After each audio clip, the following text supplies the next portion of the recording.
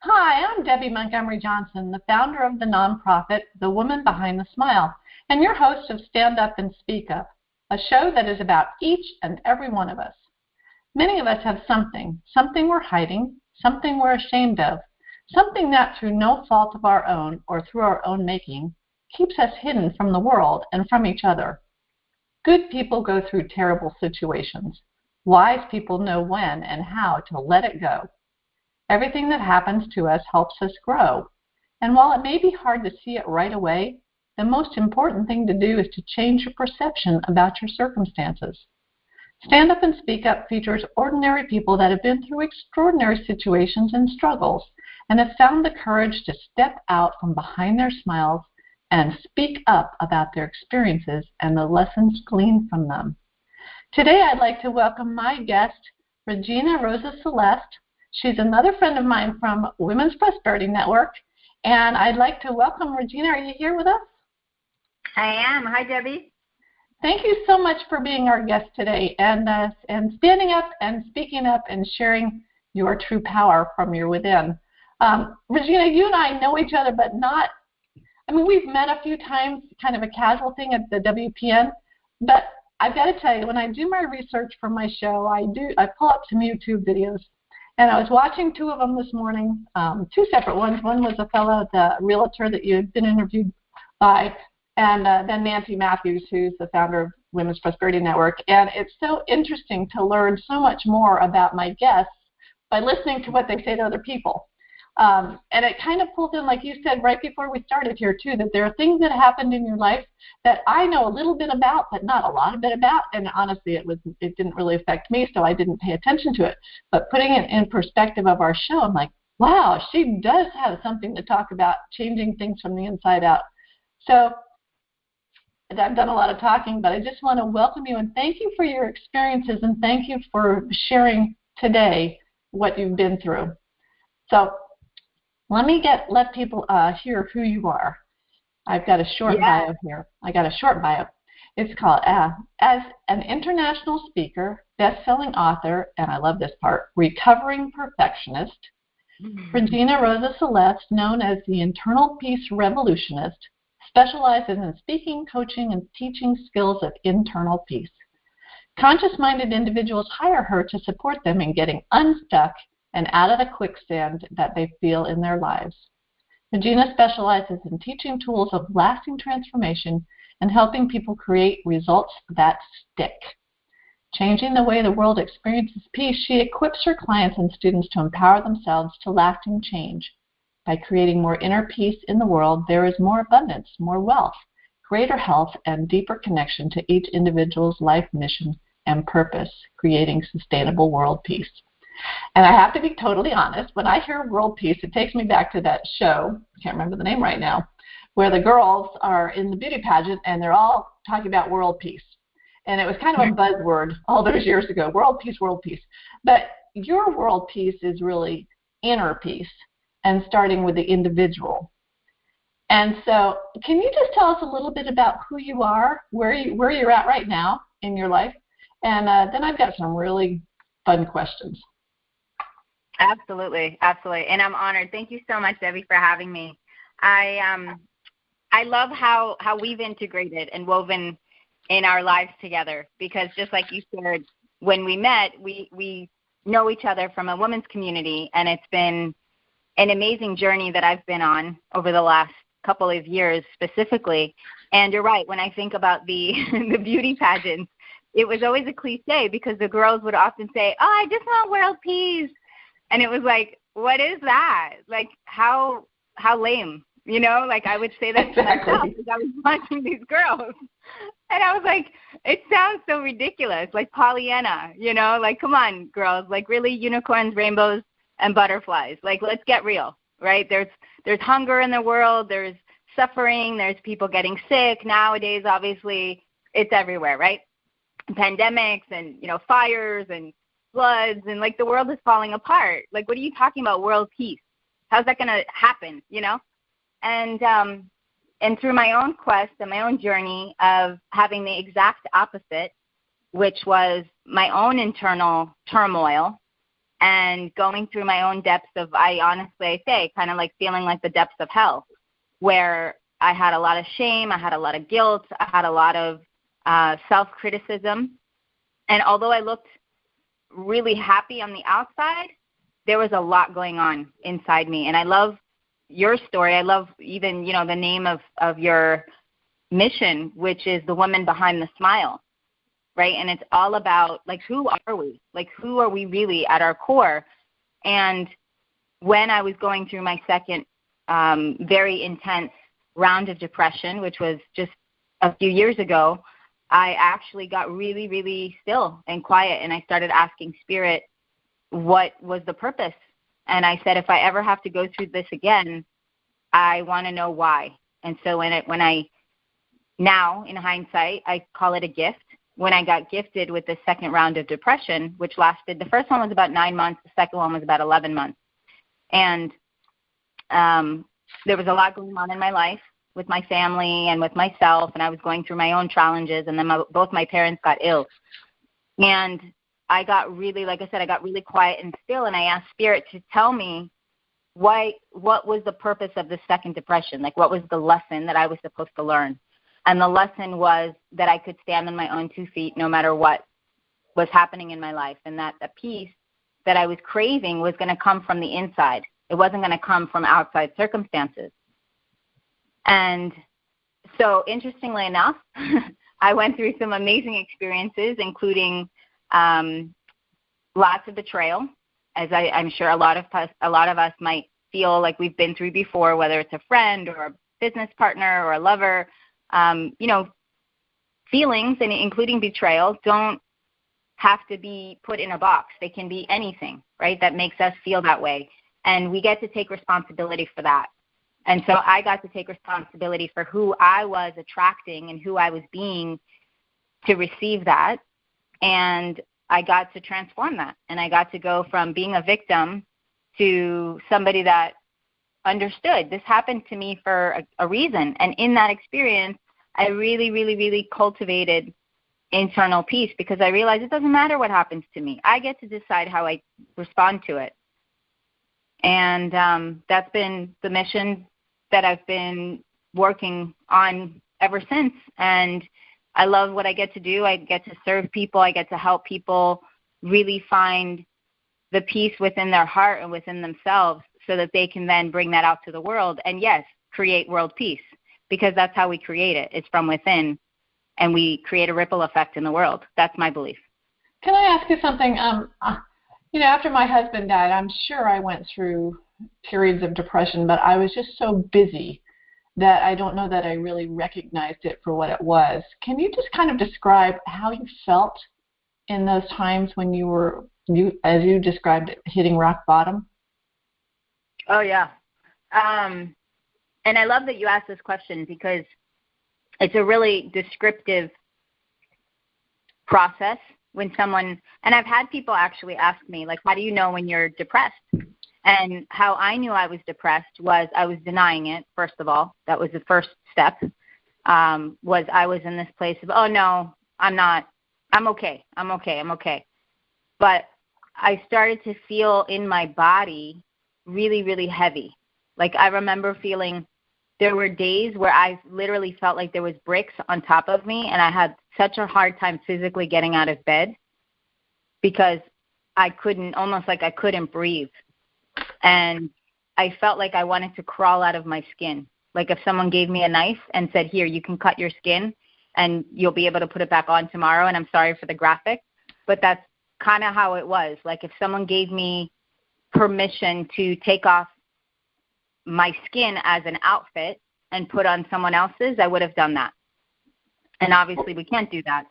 But, it was a very visceral experience. And I remember one morning I woke up, and that was kind of like my awakening.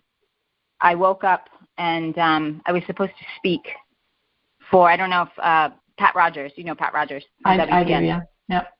So I was supposed to speak for one of her events, and it was like, I was just starting to speak and get my message out, but I was really struggling, and I was like feeling like such a phony, like such an imposter. Like, who am I to speak about anything, right? I'm over here suffering.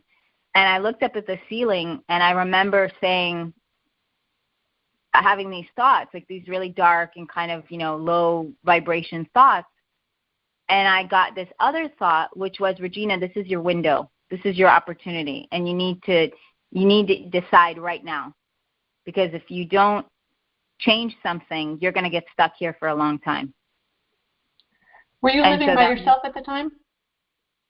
No, actually, I was living back with my family, which I love my family. We have, a great relationship now. But at the time, there was a lot going on. Both my parents at that time, we didn't know that they were sick yet. But my mom had her second round of cancer a month after. Like, that was kind of like the precipice of all of it starting. So I had just moved back to the area, and I was home for about a month, and I was like looking for a place to move out, and I was going to, kind of get back on my own 2 feet. But I didn't want to be back in Florida, and I knew I had to come back. And so when I came back, I had a lot of resentment. I was angry, not at anyone, but just at the situation. And it was like an avalanche of crap that just hit me. And my mom got sick, and then my dad got sick. He got a tumor in his brain. And my sister and I were fighting because, family drama, right? Like when parents get sick, a lot of things come to the surface. And it was amazing because now we're a very loving family. We've always been very loving, but now we're very communicative. We're very open. We don't fester things. We talk about things. We have family dinners once a week. And it's all because we went through the pain together in our own way, right? Like each one of us, I think, in life gets the responsibility, but also the privilege of, if we take it this way, of hitting rock bottom. Because when you hit rock bottom, you can't go anywhere else but up. And no, that's a true statement. And I was just thinking, that we're able to. Let me put it in perspective here. I work with a lot of women that have been through very traumatic situations, and perhaps are living alone, perhaps are around their family, but they don't talk. They haven't talked about what happened. Were you able to discuss with your family what you were going through, and were they able to work with you on that? I know you're in control of your own thing, but could they help you through some of this, or who was there to help you through? Yeah, and Debbie, that's such a great question. I'm so glad you brought that up, because that was the other piece, was I wasn't able to talk to them because I felt like, who am I to burden them?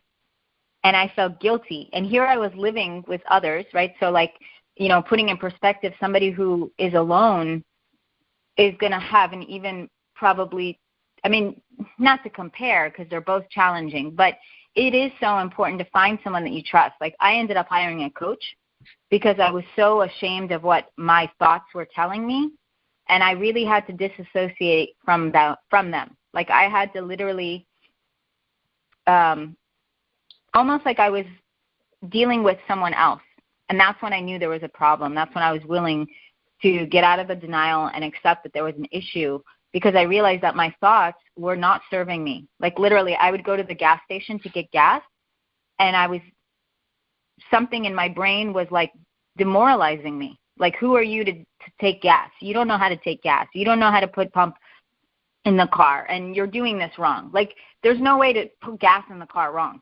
You either put the pump in the tank or you don't. That's it. And that's when I knew something's wrong. And I have, a lot of training with my yoga, my meditation, my energy work, and I was literally like pulling out all of my tools, trying to get support, but I was in denial. And then when I finally got to a place that morning where I looked up at the ceiling and I was like, I can't do this anymore. I can't keep waking up wanting to die and hating my life. And it's not like my life was that bad, but at the same time, everyone's prison, self-imposed prison, is their own prison, right? Like I know people who have millions of dollars in the bank, who live on the water, who are miserable, who want to take their own lives. So it's not about how much money we have or how much success we're perceiving to have on the outside. It's about each person's individual sense of wholeness. And I think, not to be too esoteric, but I really do believe that when a person really gets to know the dark side of themselves and really gets to know those demons, that's when we can fully align with our light as well. Because those dark pieces of us, those dark thoughts, those dark feelings, those limitations are there because they're trying to communicate something. And so in those moments, like when someone is alone and they're feeling, very isolated or they're feeling alone, that's the exact time that they need to find support and they need to communicate what's going on, because otherwise it's going to get worse. It's going to move into a spiral. And there's a lot going on in the world right now. We don't have to have these traumatic traumas to feel like life is out of control. Like, just turn on the news, Yeah, and I try not to do that. Yeah, it's like I don't either, and I agree. Like, it's not that hard to find the dark clouds, which is why it's so important that we need to really overemphasize the positive and overemphasize the importance of being in healthy environments with healthy people that will support us and nurture us and remind us how amazing we are, because sometimes we forget. And I really believe that all of those situations, like what you've been through and what I know a lot of your guests have been through and your listeners, I don't believe anything happens in vain. I think every situation, every experience catapults us into something greater. And, just like, being swindled of thousands of dollars last year by someone that I really cared about, that was a lesson. And I'm not shaming that person anymore, because that person gets to sleep at night or doesn't. That's not my problem. If that person feels that that's what makes them whole and complete, it's up to me to be smarter about who I lend money to and who I live my life with. And I think, yes, lessons are painful sometimes, but what I continue to remind myself is that I have integrity and that I have a willingness to grow and serve. And I think there's certain things that you can't put a price tag on, like the lessons I know you've learned. I mean, you're helping millions of people now. And if you didn't have that experience, you wouldn't be able to do it the way you do. And so it's really an invitation for us to just, I think, humble ourselves and ask, instead of why is this happening to me, ask how can I use this to serve others. And I heard you ask the question once, how long do you want to suffer? And that's true. It's all up to us, isn't it? It sure is. It sure is. And that's good. Yeah, and I love that you reminded me of that, because it's really that, right? It's suffering is optional. Like in the yogic tradition, in Buddhism, that's what they talk about, which is life is going to happen. Life is going to hit us between the eyes, and sometimes it's going to be not fun. And it's in those highs and lows where we get to find the bliss. And, when I think about people, let's say in other parts of the world, right, we're very privileged that we get to live in America, and I think we have a lot of wonderful rights, and we have a lot to be grateful for. And just as easily, we have a lot of things we could complain about and moan about and cry about. And, when I think about these amazing people that have very little, like, to eat, and they're begging on the street. Like, I remember when I was in a couple countries in Central America, and the kids would come up to the car, and they would come with, like these little pottery bowls that they would make from clay. And they didn't have like these fancy pottery stations where the bowls were smooth and extravagant, and they were sold for $60 for this bowl, right? It was this little thing that they made with their bare hands, and they would beg for money so that they could eat and take it back to their family. And they were smiling, and here I am with my car and my fancy bags and shoes and all this stuff, and I'm thinking, wow, like, it doesn't take a lot to be happy if we really understand what happiness is, and we really understand the depths of I think life is not about, doesn't mean we can't have stuff. Of course we can have stuff, but we have to understand that stuff isn't going to be our vehicle for joy and happiness. And I think sometimes we have to lose things, including our sanity, in order to get perspective on what that is, if that makes any sense. No, I totally agree. And I was just thinking that, happiness is not what we see on Facebook. It is because that is just a portrayal of what people think people want to see. I'm like you. I mean, when I was 15, we had a fire in our home, and we lost almost everything. And I think that was the one lesson that I learned early on, is that things don't matter. What matters is that people are okay, and that stuff doesn't matter. And perhaps that was why I was so willing to give, so much money away to someone who I thought that was part of my family, because for me, family was everything. But I also realized that family members are the ones that are 60% of the time going to take advantage of you. And that's a sad thing. But you've learned a lot. And I also heard you say, that there's a falsehood that we think that success is a linear thing. As a child, we're always taught to strive to do this, be better, and this kind of goes into your real estate. I heard you say this about real estate, about, when you get married, then you're going to have a family, then you're going to get a big house, and yada, yada, yada. Can you kind of explain your idea of what success is and the strategies of this getting through the straight line of life, or not? Oh, yeah, that's a juicy question. So my interpretation of success, or my definition, has changed over the years. And I think right now, really, success for me is being in the present moment. And it's learning to love the ups and the downs. And I had a really, I didn't expect to talk about this one, but it's coming out for a reason. So I had a really recent, in the last 2 weeks, amazing experience. And it was all with someone from my past. And I felt like if I could redo some of the things that I had done wrong, quote unquote, like the mistakes I made, if I ever had an opportunity to revisit the situation, I would do it different. And I would let this person know, not every single thing on my heart, but a lot that was on my heart. I would make every effort I could to restore integrity, not just with the person, but with myself. And I was able to do that. And to me, that's success. That's knowing that I can look myself in the mirror and I can say, I did it my way, and I did it in a way that I feel good about, and I don't have regrets. And we're human. We are going to make mistakes. If we're not making mistakes, we're not living fully. And I think in those mistakes, we also get to clean them up. So to me, success is that. It's being in the present moment, and it's also clearing space for things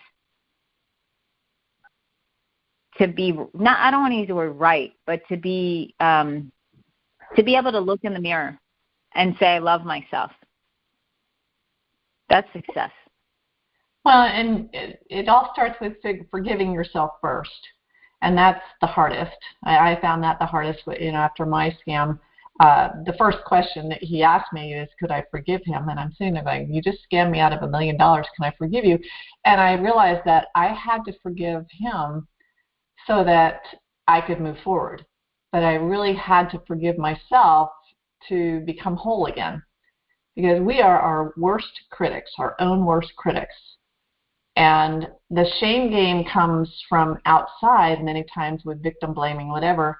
But until, and you've said this before, until we own our lives, the good, the bad, and the ugly, then we're not going to be successful in whatever, however we define success. Because we're not going to be able to move forward. I've met people that are reliving past hurts for 60 years.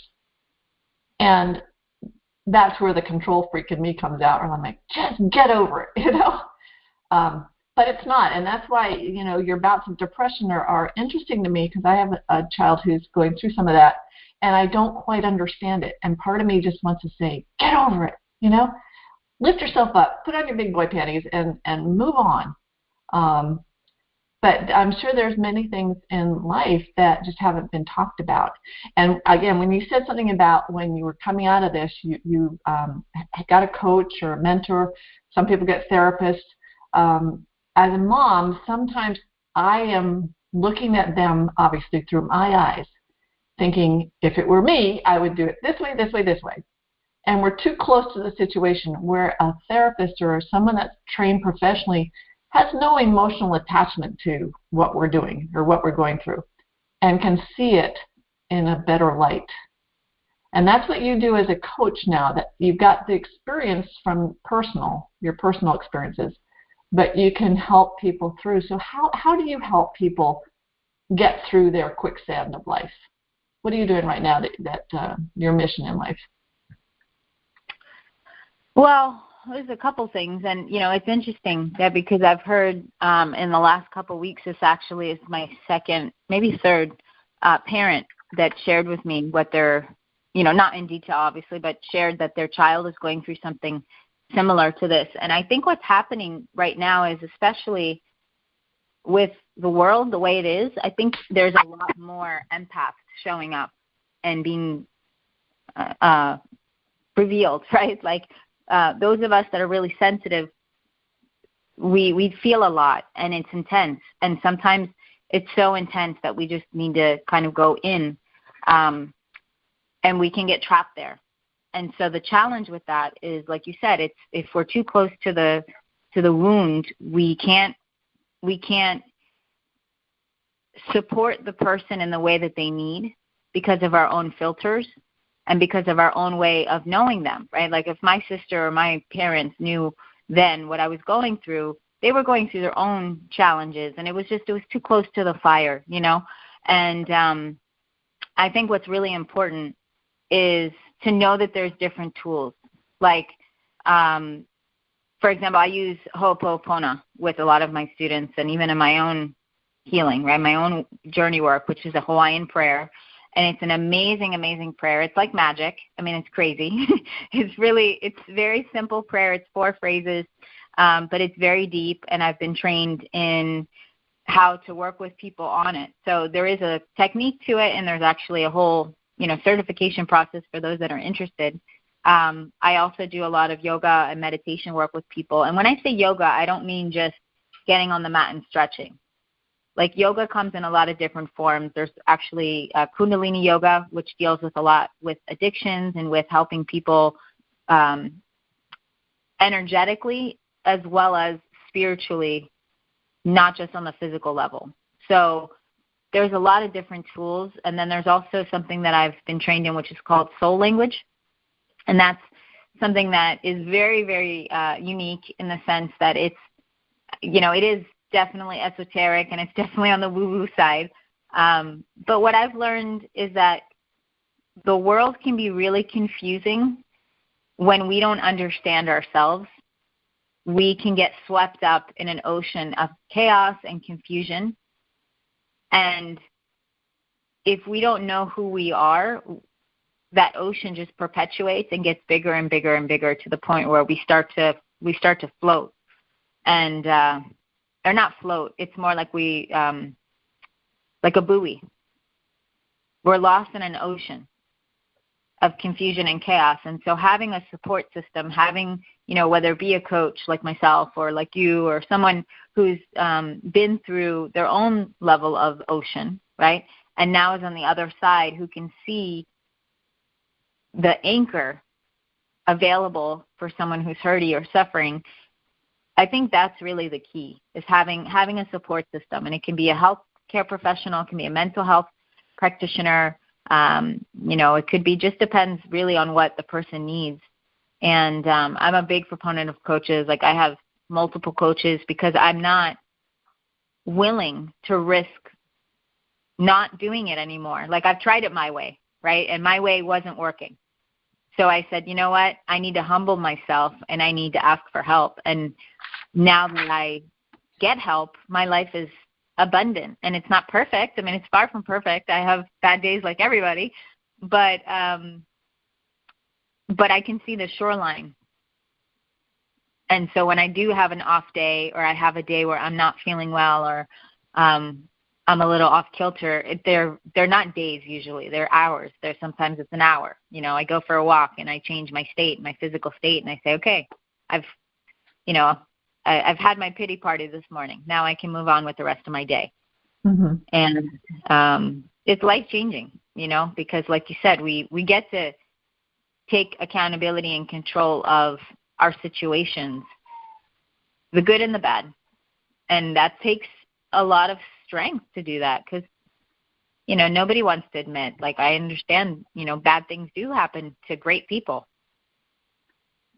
Yeah, but that doesn't mean you have to get stuck there. That's right. And it's really recognizing for yourself that there's something not quite right.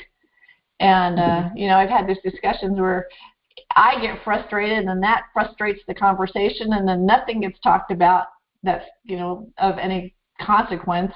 And they leave with bad feelings, and it's just like, what can I do to understand, or why is this happening, or why don't they just do something? And I heard you talk about at one point when you were really low that you realized that you wanted to do whatever you could to get out of where you were, to get better. And you weren't a medicine person, and I've heard this thrown at me too. I'm not a medicine person, but sometimes medicine is there for us to kind of lift us out. I mean, not to be overly medicated, but can you kind of explain how I know you do a lot of stuff that's internal and holistic and that, but was there a time when you had to take some medicine to get through this? Yeah, absolutely. And that was an interesting experience, because when I got to the point of looking up at the ceiling that day, and kind of, I call that like my, that was my real aha moment.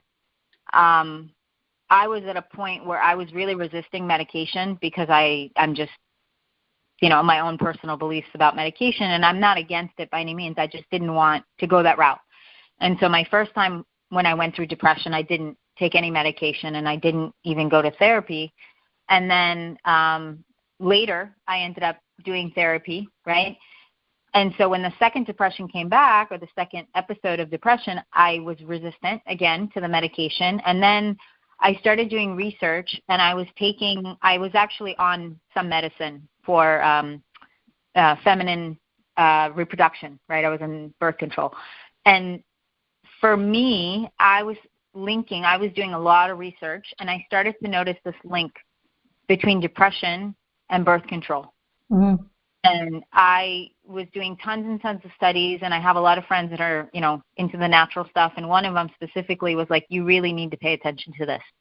And, I'd been on the pill for like 10 years, maybe more, maybe 18 years or something like that. Like, I wasn't going to just stop, And then I thought, okay, let me try this. And I was, in a place in my life where it made sense and I was okay with it. So I slowly started doing other research and started looking and noticing, like, hey, there might be a link here. And I did actually take myself off of the pill, and found that I was still having a lot of the not symptoms, but I was having similar symptoms, but the thoughts were different. And so it was at that point where I was literally willing to take other medication, like more like, I was told Prozac or whatever I needed, right, in order to help with the depression. And so I was willing, but I was also willing to undo everything else. Like, I changed my eating. I went for hormone checks, because I thought maybe it was my hormones. Maybe I was like early menopause. I tried everything. I was exercising. I was reading. I was meditating. I was doing yoga. I was doing everything I possibly could. I started working with essential oils and flower essences, which was a huge, huge blessing. The flower essences definitely made a difference, and I still use them to this day, and the essential oils. And so I started really looking at all of the layers. And so I was willing to integrate new things, but I said not until I eliminate the other things first. And so for me, it was about really getting really, really serious. And I was scared. I mean, I was so not wanting to change my eating habits. Like, I liked meat, I like dairy, I love ice cream, I love, all these things. And I said, okay, try it for 30 days. So I did a vegan challenge for 30 days. I eliminated dairy and meat, and I actually felt amazing. And I was like, whoa, this is cool. So I got off the pill, and then I was doing the challenge, and now I'm not 100% vegan. I still occasionally eat meat, but I'm much more aware, much more conscious of what I eat and how I function. And that's what it took, and if it means you have to stop eating sugar or you have to eat, different foods, like, it got to a point where I said, this is my life at stake. And it's either I get really serious about what I'm doing to myself, or I'm going to be in a ditch.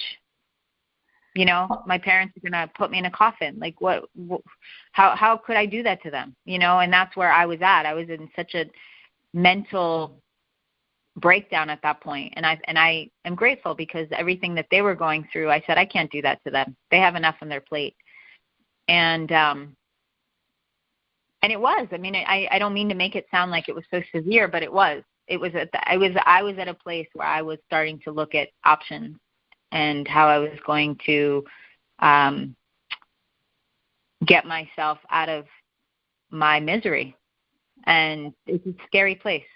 And that's happening quite a lot, and especially now with people so socially distanced and isolating and quarantining and all that.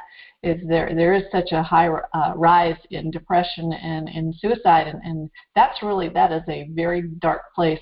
I love your whole body type of a thing, because I've seen that. I've seen the effects of brain chemistry and whatever, and obviously, audience, we are not doctors here. We are just going from personal experiences. But things like, for a young man, I hate to throw my son under the bus here, but, testing for testosterone at age 19, who in the world would do that? But we found out that there's a problem there, or there's, a deficiency. And I'm like, so now I'm thinking, well, how many young men that have had troubles at 19 and are going through these crazy things may have a chemical imbalance that nobody's looking at.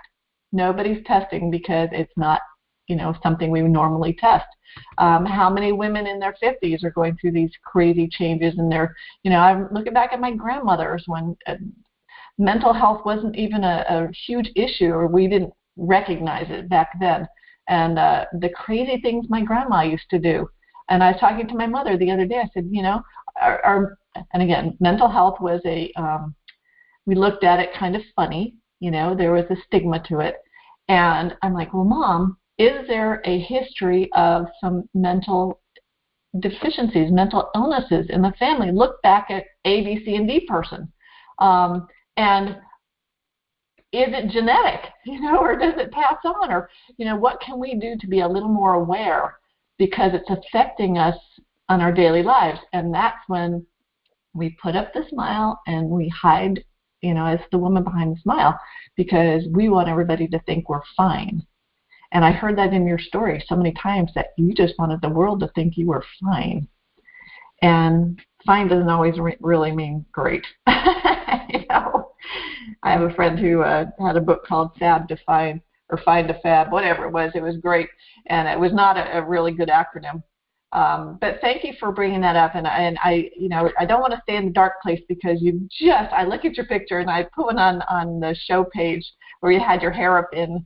Oh no, I guess you had your headphones on. It looks like the gal that was in Star Wars, Carrie Fisher, with her little braids on her ears. It's just cute. You have a cute smile on your face, and you're bubbly all the time that we see you, and you are reflecting that abundance. And I know you've had the dark spot, but it's really lovely to see how you picked yourself up. So how can people get a hold of you? Let's get that out here now, and then I'll put it on the show page later on. But how can they get a hold of you if they want to talk about yoga or some of the other, what I call the frou-frou things, or the woo-woo things, which really do help, if in certain ways? How can people get a hold of you? Yeah, absolutely. And thank you so much, Debbie. I love sharing my experience if it can help others, and I love the work I get to do in serving people. So the best way, actually, and I'd love to offer your listeners a free gift, is actually they can text me to the number 64600, and you can just type the word yoga. Just like you're sending a text message, you text the word yoga to the number 64600, and I'd love to share with them a free gift on some options and how they can actually gain internal peace in less than 90 seconds. I have a little method that I teach, and it's really simple and quick and helps people change their state in less than a minute and a half. I could have used that right before the show stopped when I got a call from a family member saying, I need a pep talk. And I'm like, this is not the time for me to give you the pep talk. I should say, here's Regena's 90 seconds. So thank you, everybody. Yeah, 64600, text the word yoga, Y-O-G-A, and take advantage of that. And Regena is also a very successful realtor in the Fort Lauderdale, Miami area. So if you're in that area and you're looking for a place, please, look her up. And also, you started something with women investing. Is that right? Is it investing in real estate?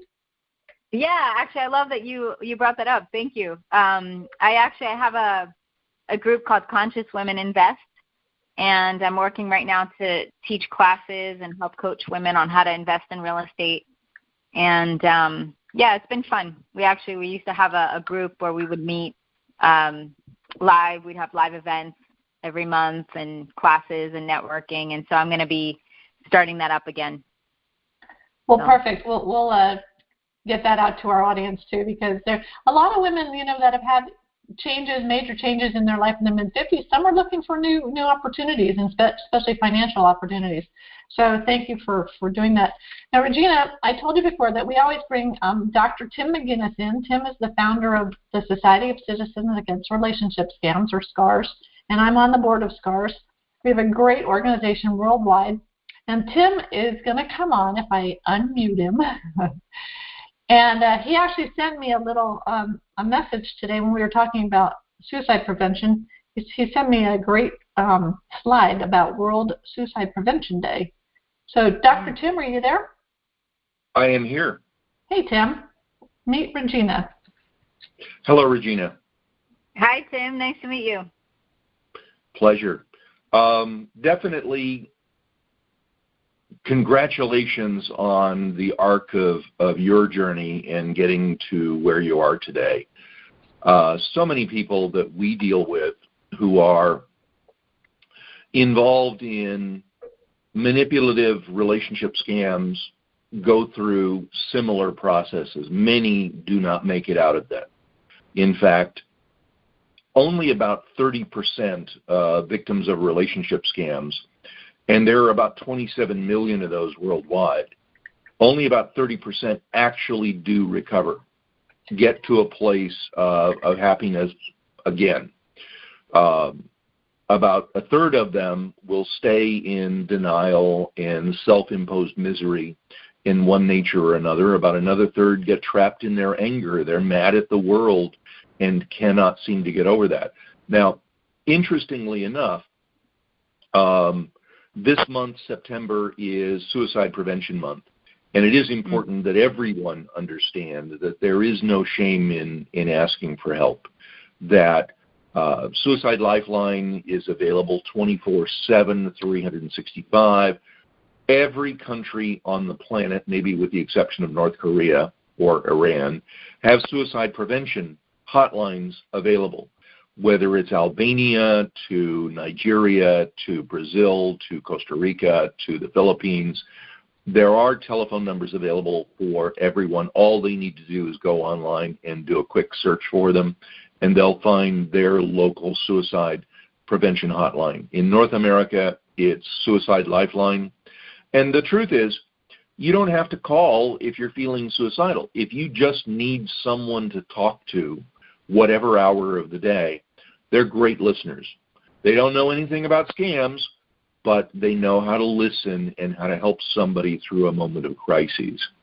And today, September 10th, is World Suicide Prevention Day. So it's very important to be able to talk about these topics, and they relate to the world that Debbie and I also live in, the world of scam victims, because we reach about 1 million people a year through our social media, and another 1 million, with some overlap, I imagine, through our various websites. And depression is a common characteristic of most victims of crime.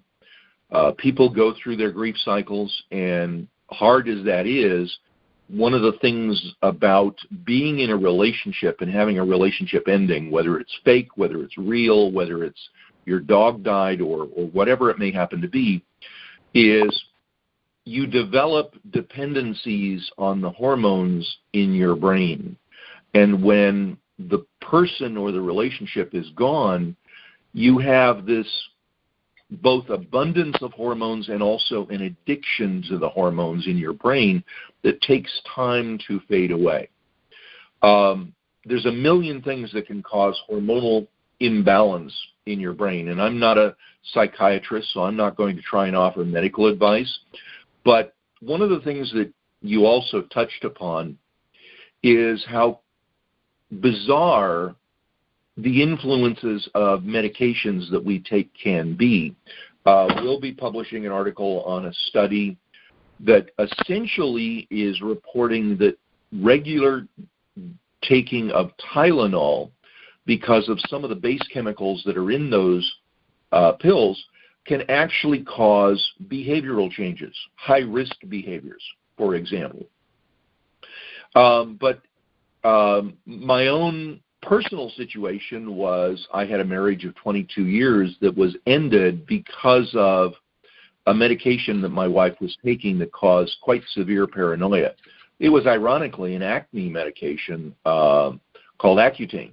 And it's now known that that drug causes those kinds of hormonal imbalances and literally psychotic behavior that created a false situation that resulted in that way. And I'm not pleading boo-hoo is me, as much as when you are feeling that the world is not right, it is vital to look at everything in your life and start making a checklist, either mentally or physically, and go down through the list. What are the things in your life that are going on? Are you taking medication? Do you have a relationship that doesn't feel right? Do you have a familial situation that is going off the rails? Is it a job? Is it a financial situation? Is it your auto insurance? Is it your cat or your dog or whatever it may happen to be, a noisy neighbor? Negative feelings, negative emotions can be triggered by a vast number of things. I am an anthropologist, so I tend to look at things from a tribal point of view. So it is important. Everybody needs a sense of belonging. And equally importantly, everybody needs a sense of being useful in whatever it is that they do and in whatever tribe they exist within. Those two things are the foundation of inherent unhappiness. And it exists for scam victims especially because you had a relationship that was fake from day one. So all of a sudden, your total self-esteem is destroyed because everything that you thought about yourself turned out to be based on something that was fake. And then secondarily, you feel like you're completely and totally useless because you thought you were contributing to something and found out that it was fake and unreal. And it can destroy everything about your life if it's allowed to. Unfortunately, most people aren't going to get back on the yellow brick road by themselves. People need help, and there's nothing wrong with it. There's no shame in asking for help, whether it's through a support organization like ScarsAgainstScams.org, or whether it is through local counseling, local therapy. Alternative therapies can be a way to get there, but many times these challenges run so deep that people substitute one problem for another. An example of that is if you're feeling depression and you use exercise as a way out, what you may actually be doing is substituting one hormonal addiction, so to speak, and depression is in fact a hormonal addiction in many respects.